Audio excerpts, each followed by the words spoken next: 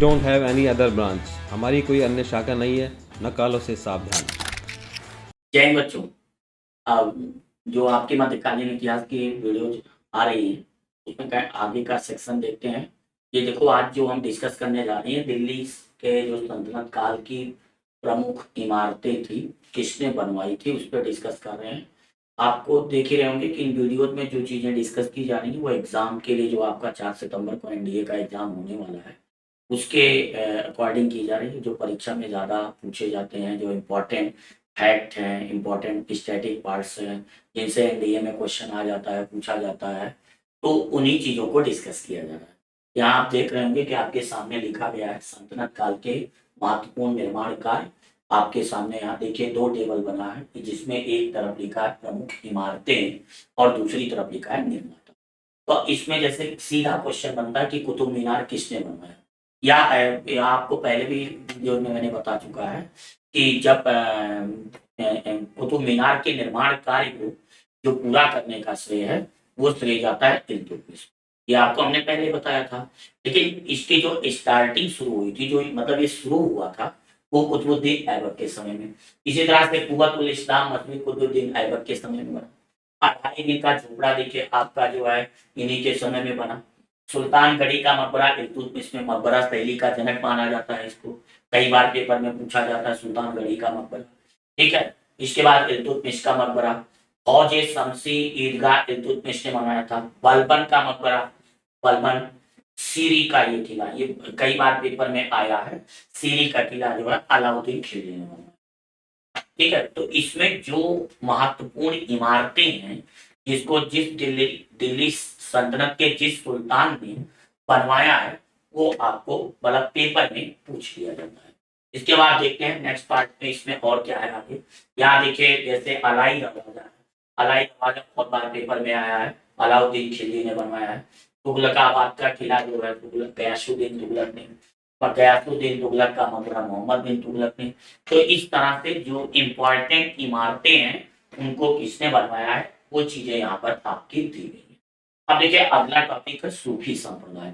जब हम दिल्ली सल्तनत पढ़ते हैं तो उसमें आप पढ़ते होंगे कि जो भक्ति, एक होता है भक्ति आंदोलन और एक आपका है सूफी आंदोलन, है ना। तो सूफी आंदोलन जो है इस्लाम की विचारधारा से प्रभावित था, इस्लाम से रिलेटेड था। और जो आपका भक्ति आंदोलन था वो आपके हिंदू विचारधारा से, हिंदू संस्कृति से प्रभावित था। यहाँ देखिए सबसे पहले हम सूफी संप्रदाय के बारे में डिस्कस करते हैं। तो यहाँ देखिए जो सूफी शब्द है, एक्चुअली ये फारसी और उर्दू से मिला हुआ शब्द माना जाता है। सूफी संत जो है संगीत को संगीत के जरिए, संगीत के माध्यम से ईश्वर को याद करते थे। मतलब उनका मानना था कि संगीत के माध्यम से हम ईश्वर की भक्ति कर सकते हैं। तो इसमें 2 तरह के लोग होते थे, एक बासरा और एक बेसरा। आप एनडीए का प्रीवियस ईयर वगैरह क्वेश्चन चेक करेंगे तो ऐसे क्वेश्चन वहां पूछे गए हैं, परीक्षा में आए हैं। तो बासरा उनको कहते हैं जो इस्लामी विचारधारा के समर्थक, जो इस्लामिक कानून के समर्थक थे, जो शरीयत के समर्थक थे, तो उन्हें कहा जाता था बासरा। और जो बेसरा थे, ये इस्लामिक कानून को, ये शरीयत के समर्थक नहीं थे। मतलब कहने का मतलब जो बेसरा वाले लोग थे ये राजनीतिक हस्तक्षेप में विश्वास नहीं करते थे, लेकिन जो बासरा थे ये राजनीतिक हस्तक्षेप में भी विश्वास करते थे।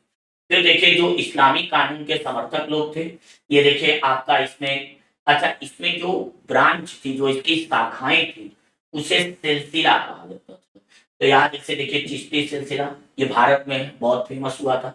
सुहारवर्दी सिला, कादरी सिलसिला, नक्शबंदी सिलसिला, तो ये सब सिलसिले थे जो बासरा के अंतर्गत आते थे, जो आपका इस्लामी कानून के समर्थक थे। तो जैसे परीक्षा में पूछेंगे बासरा क्या होता था, बेशरा क्या होता था, या इनके नाम पूछेंगे कि ये सब किस विचारधारा से जुड़े हुए थे।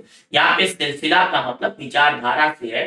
जैसे आप कहते हैं ना ये शाखा, ये ब्रांच, तो उसी तरह से सिलसिला का मतलब आप एक तरह से परंपरा से भी ले सकते हैं। इसके बाद नेक्स्ट पार्ट में देखते हैं, भारत में देखिए जो चिश्ती संस्थापक थे उसके बहुत मेन जो लोग थे वो ख्वाजा मोइनुद्दीन चिश्ती थे। इसी तरह से आप देखेंगे संस्थापकों में और लोगों का नाम है, जैसे वहां के यहाँ से आप देखेंगे इनके नीचे वो नाम लिखे गए हैं, जैसे चिश्ती के नीचे उनका नाम है, सुहारवर्दी के नीचे, कादरी के नीचे, नक्शबंदी के नीचे। तो जैसे यहाँ देखिए आपका संस्थापक में सुहाबुद्दीन है सुहारवर्दी के, शेख अब्दुल कादिर जिलानी है ना, प्रचारक में ये है, तो वो उनके नाम है।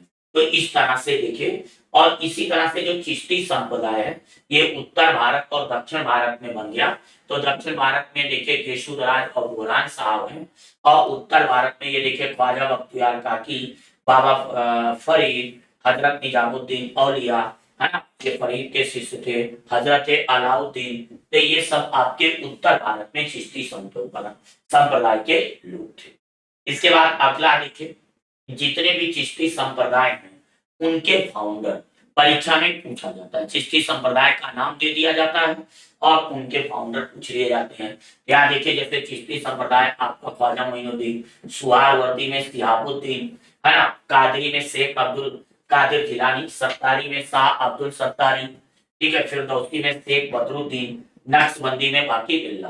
तो ये सब जो है जितने भी चिश्ती संप्रदाय हैं उन सबके जो है फाउंडर थे, उन सबके जो है अलग अलग संस्थापक है। तो परीक्षा में यहाँ से भी आप क्वेश्चन लेंगे, डायरेक्ट पूछ लिया जाता है। यहाँ पे जो भी आपको डिस्कस किया जा रहा है, जो भी आपसे चीजें बताई जा रही हैं, वो एकदम पॉइंट टू पॉइंट बताया जा रहा है और आपकी परीक्षा के लिए बताया जा रहा है कि आपकी परीक्षा में जो डायरेक्ट क्वेश्चन बन जाता है, जहां से परीक्षा में डायरेक्ट पूछ लिया जाता है। तो इस तरह से ये जितने भी फाउंडर हैं इनको आप पढ़ डालिएगा, इनको याद कर लीजिए, इनको लर्न कर डालिए, ये यहाँ से पेपर में क्वेश्चन जो है आ जाता है। इसके बाद कुछ सूफी संतों की कुछ इंपॉर्टेंट उपाधियां थी, जैसे चिराग ए देहलवी जो थी ये शेख नासरुद्दीन महमूद ए इलाही की, शेख निजामुद्दीन औलिया की, बंदा नवाज से सैयद मोहम्मद यशुदरन, इनकी कुछ टाइटल्स थी, उपाधियां थी। आप समझते होंगे कुछ लोगों को उनकी प्रसिद्धि के कारण, उनकी फेमस होने के कारण कुछ इंपॉर्टेंट टाइटल्स दे दी जाती थी। तो इस तरह से फिर इसके बाद देखिए भक्ति आंदोलन भी आप देखिए दो शाखाओं में बटा है। तो एक आपका देखो, जो लोग विष्णु को मानते थे उन्हें अलवर के संत कहते थे, अलवार संत, और जो शिव भक्त को मानते थे उन्हें नैनार संत कहते थे। आप एनडीए का पेपर उठा के देखेंगे तो उसमें सब क्वेश्चन बने हैं, पूछे गए हैं। तो यहाँ से आप देखिए भक्ति आंदोलन की शुरुआत जो होती है वो दक्षिण भारत से होती है। कभी कभी ऐसे भी क्वेश्चन आते हैं और धीरे धीरे इसका प्रभाव जो है उत्तर भारत में भी आता है, लेकिन इसकी जो शुरुआती विचारधारा है वो आपकी दक्षिण भारत से है। यहाँ देखिए अलवार के संतों में ये नमलाल, मधुर कवि, अंडाल, कुलशेखर ये महिला थे। तो इन सबको विष्णु भक्तों की यानी अलवार के संतों में रखा गया है। फिर यहाँ से देखिए आपके नैनार संतों में निरुना, तिरुज्ञान, सुंदर मूर्ति, मणिकर, ये सब आपके नैनार संत हैं। कभी कभी पेपर में डायरेक्ट पूछ लेते हैं कि अलवार संत कौन थे, नैनार संत कौन थे, और यहाँ से आपकी परीक्षा में एकदम डायरेक्ट क्वेश्चन आ जाता है।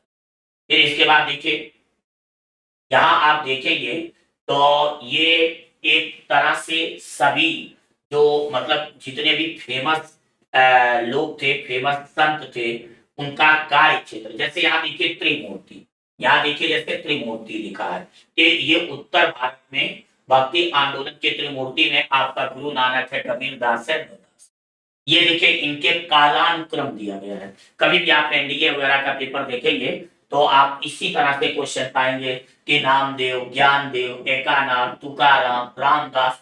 तो इनका ये सब देखिए महाराष्ट्र के भक्ति आंदोलन के संत थे। उनके एक कालानुक्रम, उनके एक आर्डर है, उनका एक सीरीज है। तो इस तरह से परीक्षा में ये आता रहता है। फिर यहाँ पर देखिए अलग अलग क्षेत्रों में जो थे जिन, ये देखिए भारत के मैप में जैसे दिखाया, जैसे गुरु नानक का क्षेत्र आपका पंजाब है ना, सूरदास का क्षेत्र आप देखिए यूपी वाला रीजन है, दादू दयाल का क्षेत्र आप देखिए राजस्थान में है, मीराबाई का क्षेत्र आपका राजस्थान गुजरात के रीजन से है ना। इधर निम्बकाचार्य का क्षेत्र देखिए आप तमिलनाडु से है, माधवाचार्य का क्षेत्र आप देखिए कर्नाटक और आंध्र प्रदेश के रीजन से है, शंकराचार्य का क्षेत्र आप देखिए केरल से है, चैतन्य देव का क्षेत्र जो है आपका पश्चिम बंगाल से है।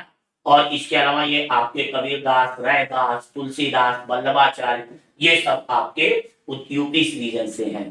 तो इस शंकर देव देखिए आपका आसाम से, तो ये जितने भी आपके भक्तिकालीन संत थे, उनको एक मैप के जरिए आपको मतलब कम समय में जल्दी से आपको याद हो जाए, जल्दी से आपका स्टैटिक पार्ट क्लियर हो जाए, उस तरह से आपको ये दिखा दिया गया है। तो आप इनको अच्छे से देख लीजिएगा, इनको अच्छे से अपना मैप के जरिए समझ लीजिएगा। तो इसमें संतों का नाम दिया गया है और उनका कार्य क्षेत्र मतलब उनकी जो कार्य क्षेत्र थी, जहां पर उन्होंने भक्ति आंदोलन के लिए काम किया, प्रयास किया, उनके कार्य क्षेत्र का वहां पे वर्णन किया गया है। तो आप एकदम मत घबराइए, आपसे डायरेक्ट क्वेश्चन यहाँ बनेंगे। यहाँ देखिए रामदास का क्षेत्र दिया गया है, आपका महाराष्ट्र का, तुकाराम का महाराष्ट्र का, एकानाथ का महाराष्ट्र का, नामदेव का, ज्ञानदेव का, हालांकि यहाँ पे देखें लिखा हुआ है। तो आप इनको एकदम मतलब आपको ये जितनी भी चीजें बताई जा रही हैं, ये आपके परीक्षा में डायरेक्ट आने वाले क्वेश्चन है, जहां से परीक्षा में बार बार पूछा जाता है। जैसे आप एनडीए का जब पेपर देखेंगे तो उसमें जो मध्यकालीन इतिहास है, जो मेडिवल हिस्ट्री है, उससे करीब बेटा 2 या 3 क्वेश्चन अक्सर आता ही रहता है। मतलब एटलीस्ट 2 क्वेश्चन तो आता ही आता है, कभी 3 भी आ जाता है। तो आपके वो जो 2-3 क्वेश्चन है इन्हीं टॉपिक से, इन्हीं शीर्षक से, इन्हीं के चैप्टर से ज्यादा पूछे गए हैं। अब तक जो पेपर में हुए हैं एनडीए के, उसमें ज्यादातर क्वेश्चन इन्हीं इससे पूछे गए हैं। तो आपको ये है। इसके अलावा देखिए ये विभिन्न प्रकार के मत हैं, ये भी भक्ति आंदोलन से समर्थक लोग हैं। तो अक्सर आपके पेपर में कौन सा मत किसने दिया है, मतलब सीधा जैसे फाउंडर, जैसे किसी, जैसे हर कोई जो भक्ति संत होते थे, उनकी अपनी एक विचारधारा होती। कुछ लोग ईश्वर के सगुण रूप में विश्वास करते थे, कुछ का मानना था कि ईश्वर का आकार होता है, रूप होता है, कुछ का मानना था कि ईश्वर निर्गुण होते हैं, उनका कोई आकार नहीं होता है, कुछ ईश्वर को अकाल पुरुष मानते थे, उनका मानना था कि ईश्वर की कभी मृत्यु ही नहीं होती है, ईश्वर कभी पैदा ही नहीं होता है। तो तरह तरह की लोगों की विचारधारा थी। तो जब आपको पता है लोगों की जिस तरह की विचारधारा होगी, तो उसी तरह से वो अपना सिद्धांत देंगे, उसी तरह से अपना मत देंगे। ठीक है ना? तो ये सब मत, ये सब सिद्धांत जो है परीक्षा में पूछे जाते हैं। भक्ति आंदोलन एक स्वर्ण युग के रूप में जाना जाता है। एक्चुअली क्या होता है, जैसे उस समय हमारे देश पर इस्लामिक सत्ताओं का कब्जा था, तो उसमें क्या हुआ कि धर्म परिवर्तन बहुत हुआ, धर्म परिवर्तन की घटनाएं बहुत हुई, लोगों को धर्म परिवर्तन के लिए मजबूर होना पड़ा। तो उसमें जो कुछ बुद्धिजीवी वर्ग के लोग थे, जो शिक्षित लोग थे, उन्होंने कहा कि इस समस्या का निदान डर से नहीं है, लड़ाई से नहीं है, हिंसा से नहीं है, इस समस्या का निदान जो है विचारधारा से। जैसे आपके अंदर कोई गंदगी है, आपके विचारधारा को कोई बदले, आपकी सोच को कोई बदले। तो अब आप समझिए होंगे उस समय जरूरत थी समाज में लोगों की सोच बदलना, और सोच जो बदली जाती है कोई एक दिन में बदली नहीं जाएगी। उसके लिए आपको तरह तरह के विचारधाराओं को एक करना पड़ेगा, लोगों की समस्याएं सुननी पड़ेगी, लोगों की समस्याओं का आपको एक तरीका ढूंढना पड़ेगा कि कैसे सॉल्व करें। तो ये उस समय के जो गुरु नानक जी थे, कबीरदास जी थे, तुलसीदास जी थे, ये लोगों ने सोचा कि जब तक हम जनता की विचारधारा को नहीं बदलेंगे, जब तक उनके अंदर के अंधविश्वास को चेंज नहीं करेंगे। जैसे होता क्या था कि हम अंधविश्वासी होते थे, हम जैसे आप जब मॉडर्न हिस्ट्री पढ़ेंगे तो उसमें ऐसे भी विचार मिलते हैं कि कुछ लोग मानते थे कि ये अंग्रेजी सत्ता ऐसे नहीं खत्म होगी, ईश्वर सब खत्म करेगा, ईश्वर समाप्त करेगा। लेकिन बाद में जो पढ़े लिखे लोग हैं, अरे उन्होंने कहा ऐसा कुछ ईश्वर थोड़ा करता है, ये हम आपको करना, हम आपको इनके खिलाफ लड़ाई लड़नी, हम आपको इनके अत्याचारों से जनता को बताना है कि ये आप पे किस तरह से अत्याचार, हम आपको ये लड़ाई लड़नी है, ये हमारी आपकी लड़ाई है, इसमें ईश्वर कुछ नहीं करेगा। यानी कर्म की प्रधान, यानी ये लोग, ये जो भक्तिकालीन संत थे, इन्होंने कर्म की प्रधानता पे जोर दिया कि जैसा आपका कर्म हुआ परिणाम आपका वैसा है। मतलब आप ये समझिए, अगर हम अंग्रेजों के खिलाफ संघर्ष ना करते, अंग्रेजों के खिलाफ आंदोलन नहीं करते, अंग्रेजों के खिलाफ विद्रोह नहीं करते, तो अंग्रेज भारत छोड़ के क्यों जाते? अंग्रेज हमें गुलाम बना के रखते, अंग्रेज हम पे लंबे समय तक शासन करते, हमारा देश लंबे समय तक गुलामी की जंजीरों में जकड़ा रहता। तो कर्म की बात है, यानी कार्य क्षेत्र में कर्म करना पड़ेगा, और उस कर्म के लिए अलग अलग भक्तिकालीन संतों ने अपनी अलग अलग विचार, जैसे शंकराचार्य जी ने अद्वैतवाद का दिया, रामानुजाचार्य ने विशिष्टाद्वैतवाद का दिया, निम्बकाचार्य ने द्वैताद्वैतवाद का दिया, है ना। इसी तरह से आप देखिए, शुद्धाद्वैतवाद का वल्लभाचार्य ने दिया, द्वैतवाद का माधवाचार्य ने दिया, है ना, और वीर शैव का श्रीपति ने दिया। तो ये जो मत है, इनके जो प्रवर्तक हैं, ये परीक्षा के लिए बहुत महत्व, ये एक क्या करते हैं, एक तरफ मत का नाम दे देंगे, एक तरफ प्रवर्तक दे देंगे, और मैच करने को बोल देंगे कि match the column A to B, मतलब कॉलम ए बी को मिला के आप अपना करेक्ट आंसर। तो ये आप इस तरह से इन्हें जरूर रिवाइज कर लेना, जरूर। ये ऐसे सेक्शन से बेटा कि यहाँ कम पढ़ के आप ज्यादा नंबर पा सकते हो, मतलब यहाँ क्वेश्चन सही कर सकते हो, यहाँ कुछ आपको ज्यादा नहीं पढ़ना है, इतना डीप आपको नहीं पढ़ना है कि विशिष्टाद्वैतवाद क्या होता है, द्वैतवाद द्वैताद्वैतवाद क्या होता है, कि इसकी मतलब ये दार्शनिक विचारधारा नहीं पढ़नी है आपको, सिर्फ इनके मत और इनके प्रवर्तक के नाम। ठीक है, आगे देखते हैं। ये आदि शंकराचार्य द्वारा बेटा स्थापित 4 मठ, जो आप सब जानते हैं, श्रृंगेरी मठ, गोवर्धन मठ, शारदा पीठ मठ, ज्योतिष मठ। तो इन मठों के स्थल और किसने फाउंड किया, ये आ जाता है, कई बार पेपर में आया है ना। देखिए, ये उड़ीसा के पुरी में है, ये आपका द्वारिका में गुजरात में, श्रृंगेरी पीठ आपका शिव मैसूर में, और ज्योतिष पीठ आपका पता ही है बद्रीनाथ उत्तराखंड। तो इस तरह से इनके द्वारा चारों स्थापित किए गए मठ परीक्षा में आ जाते। ठीक है, इसके बाद शंकराचार्य जी ने एक और मठ की स्थापना की थी कांचीपुरम में, बलार नदी के पास। हालांकि इसमें कभी ऐसा नहीं, कभी आपसे पूछा जाए मठ कितने हैं, तो आप 4 ही कहेंगे, 5 नहीं कहेंगे। इसके बाद ये देखिए रामानंद, इन्होंने जाति व्यवस्था पे प्रहार किया, क्योंकि पहले हमारे समाज में जाति व्यवस्था का वर्चस्व बहुत अधिक, हम बटे हुए थे। इसीलिए देखिए इनकी कितनी अच्छी विशेषता है, इन्होंने हर बिरादरी के लोगों को अपने शिष्य बनाए। इनके 12 शिष्य जो थे, उनमें मोस्टली अलग अलग बिरादरी के लोग थे। इसीलिए अब आप ये सोचिए कि अपने शिष्यों को अलग अलग बिरादरी का क्यों बनाए, ये मैसेज देना चाहते, ये उस समय के समाज को ये संदेश देना चाहते थे कि ये जो आपने बांट रखा है समाज को इस तरह से, ये ईश्वर की खिलाफ है, ये उस प्रकृति के खिलाफ, उस प्रकृति के नियम के खिलाफ। आपने जो वंशवाद की परंपरा कर दी है, वंशवाद के आधार पे जाति व्यवस्था को कर दिया है, वो गलत है। वो सामाजिक नियम के, ताने बाने के जो व्यवस्था है, जो समरसता है समाज में, उसको तोड़ रहा है, समरसता को डिस्टर्ब कर रहा है, भाईचारा को डिस्टर्ब। तो इनके ये शिष्यों का नाम आपको याद रखना, कई बार एनडीए में पेपर पूछा गया। आप इन जो टॉपिक्स आपको पढ़ा रहे हैं, बता रहे हैं बच्चों, इन्हें आप पीवाईक्यू में जरूर देखें, एनडीए के पुराने पेपर्स में जरूर देखें, तो आप देखेंगे यहाँ से कोई ना कोई क्वेश्चन टकराया आया होगा, परीक्षा में पूछा गया।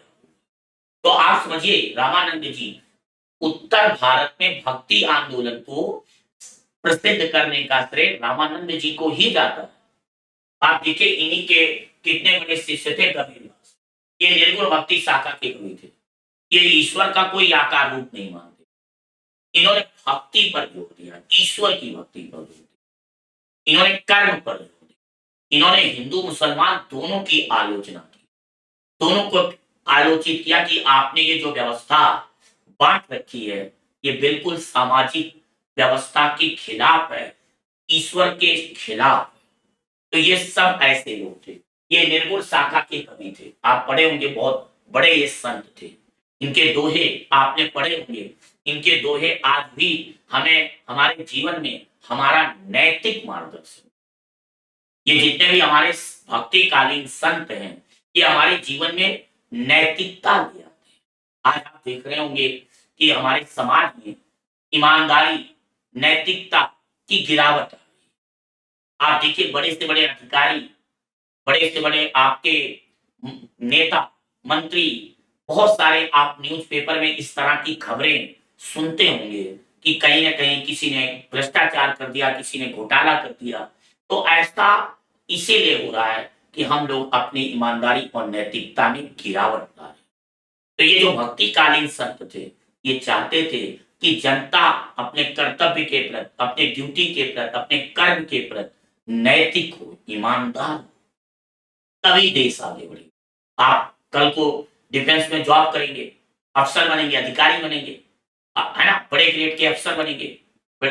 तो अगर आप अपनी ड्यूटी पे नैतिक रूप से ईमानदार नहीं रहेंगे, तो आप देश की रक्षा कैसे करेंगे? आपसे देश उम्मीद करता है। आपकी ईमानदारी पे किसी को शक नहीं होगा। आपसे लोगों को विश्वास है कि आप हमारे देश के सुरक्षा कर्मी हैं, आप हमारे देश के संरक्षक हैं, आप हमारे देश के हीरो हैं।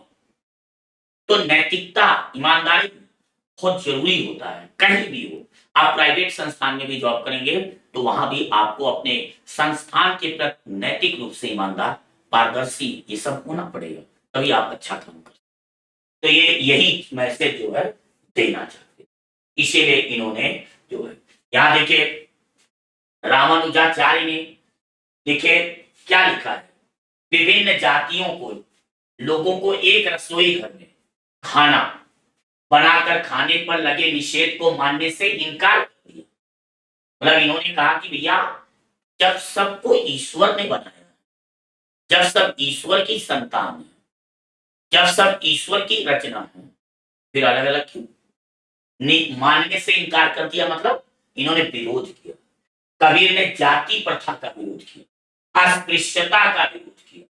इन्होंने क्या बोला? एकता पे जल बोल। मतलब इन्होंने कहा भैया, ये जाति प्रथा सही नहीं है। ये जो जात, अच्छा, अगर आप स्टडी करें, अध्ययन करेंगे, तो आपको लगेगा कि यही सब कारण है जो हमारे देश पर विदेशी शक्तियों ने फायदा उठाया। इन्हीं फूट का, इन्हीं डिवीजन का विदेशी शक्तियों ने फायदा उठाया और हम पर लंबे समय तक शासन किया और हम लोग गुलाम भी रहे। तो आप अगर पास्ट की स्टडी करें, इतिहास में इन सब चीजों को इसीलिए तो पढ़ाया जाता है कि हमारी आने वाली पीढ़ी को, हमारी आने वाली जनरेशन को पता चले कि पास्ट में हमारी क्या मिस्टेक्स हुई हैं, पास्ट में हमसे क्या क्या गलतियां हुई, हमारे लोगों ने क्या गलतियां की, जिसकी वजह से हमें लंबे समय तक गुलाम है। तो ये चीजें कहीं ना कहीं अगर ये देखा जाए तो ये सामाजिक एकता, सार्वभौमिक एकता, भाईचारा, सदाचार पे जोर दे रहे थे और ये समाज को एक सूत्र में पिरोए रखने का, एक सूत्र में कनेक्ट करने का एक सब तरीका था। जब आप कभी बड़े अधिकारी बनेंगे, आपको ट्रेनिंग में, आपको प्रशिक्षण में इनके बारे में बताया जाएगा, क्योंकि जब आप एक अधिकारी बनते हैं तो आपकी ड्यूटी आपके राज्य के प्रति, आपके देश के प्रति, आपके देश के नागरिकों के प्रति बढ़ जाती है। आपकी जिम्मेदारी एक परिवार से ज्यादा हो जाती है। जैसे आप अपने परिवार में अपने बड़े मेंबर होते हैं, मुखिया होते हैं, तो आपके परिवार के सदस्य के प्रति आपकी जिम्मेदारी होती है। उसी तरह से जब आप किसी संवैधानिक पद पर आसीन होते हैं, ग्रहण करते हैं, तो आपसे आपके देश के लोगों के, आपके देश के निवासियों के, नागरिकों की आपसे एक उम्मीद जुड़ी रहती है और उन उम्मीदों को आपको पूरा करना चाहिए, क्योंकि आप उसी लिए वहां पर गए हैं, आपका जिम्मेदारी आपको उसी लिए वहां पे दी गई है। इसी तरह से हिंदी भजनों को भी लोकप्रिय बनाया गया। सूफी संतों ने भी काम किया। आप आगे पढ़ेंगे, बहुत सारे सूफी संत ऐसे भी थे जो हिंदू मुस्लिम की एकता पे जोर देते थे। वो समाज में लोगों को उपदेश देते थे। उन्होंने तत्कालीन मुस्लिम शासकों की भी बुराई की है कि आपको ऐसे निर्णय नहीं लेना चाहिए, आपको ऐसे काम नहीं करना चाहिए। तो इस तरह से ये चीजें बेटा है। रज्जब है, दादू दयाल है। ये रज्जब देखिए, इनकी दादू दयाल के शिष्य थे। इनकी जो उपदेश है, इनकी जो संरचनाएं हैं, इसमें सूरदास की ये देखिए संरचनाएं हैं, सुरसावली, लहरी, सुरसागर, तुलसीदास। आप देखिए तुलसीदास की संरचनाएं हैं, ये सब आ जाती है पेपर में। तुलसीदास राम भक्ति शाखा के समर्थक थे। तुलसीदास सगुण भक्ति शाखा के समर्थक थे। सूरदास वात्सल्य, आपने जब भी सूरदास की रचना पढ़ी होगी तो आपने देखा होगा कृष्ण की बाल लीलाओं का इन्होंने, कृष्ण की बाल लीला, और आपको पता है ये तुलसीदास, तो ये सब आपको याद रखना। इसके बाद एक आपके गुजरात के बहुत फेमस नट थे नरसिंह मेहता, ये भी बहुत फेमस थे। इन्होंने वैष्णव भजन गाया था, इनका वैष्णव भजन बहुत ही फेमस है। तो ये सब जितने भी संत थे, इन्होंने भक्ति काल में अपना महत्वपूर्ण योगदान दिया और देश की जनता को एक सूत्र में, एक फार्मूले के तहत, मतलब एक व्यवस्था के तहत बांधने का प्रयास किया। ठीक है, तो जितना भी टॉपिक आपको यहाँ बताया गया है, ये सब आप जो है अच्छे से रिवाइज कर डालें, अच्छे से पढ़ डालें। जितना इंपॉर्टेंट सेक्शन था, महत्वपूर्ण टॉपिक था, कम से कम वीडियोज में ज्यादा से ज्यादा कनेक्ट करने का, ज्यादा से ज्यादा टॉपिक कवर करने का प्रयास हम लोगों के द्वारा किया जा रहा है, हमारी टीम के द्वारा किया जा रहा है ना। तो अलग अलग सभी तरह के वीडियोज हैं, प्राचीन काल के भी आएंगे, मध्य काल के भी हैं, हिंदी में है, इंग्लिश में है, दोनों तरह से। तो उनको आप जो है अच्छे से कवर कर लीजिए। ठीक है बच्चों, ठीक है बच्चों, जय Hind. Kindly subscribe D-Day YouTube channel and don't forget to press bell icon.